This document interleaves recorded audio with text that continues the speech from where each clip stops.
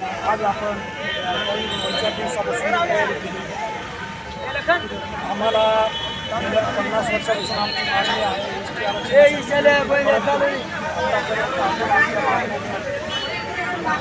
केले नाही तेव्हा म्हणून आम्ही आता हैदराबाद विराजीप्रमाणे जे निघालेलं आहे आणि आम्ही पहिलं महाराष्ट्रामध्ये नसून आम्ही हैदराबादमध्ये महाराष्ट्रामध्ये मराठवाडा पूर्ण हैदराबादमध्ये होता आणि त्यामुळं आम्ही आमचे सोयरे माझ्या सुना दोन्ही बी एक एस-सीमध्ये आहे कर्नाटकमधली आणि हैदराबादची मुलगी एक एस-टीमध्ये आहे, तेलंगणा एस-टी आहे।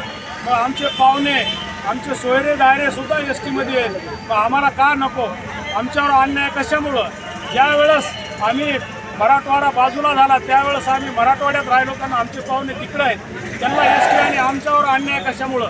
म्हणून आमची मागणी एकच आहे, एस-टीमध्ये आम्हाला समाविष्ट करावं असं आज जवळपास 15,000 सह्याचं निवेदन दिलेलं आहे। आणि पावसानं मेहरबानी केली, पावसामुळं काही लोक आले नाहीत, 10-15,000 लोक येणार होते परंतु पावसामुळे लोक कमी झाले। आपल्याला या निवेदन देण्यासाठी आपण जी रॅली निघाली त्याच्यामध्ये पोलीस प्रशासनानं सहकार्य केलं।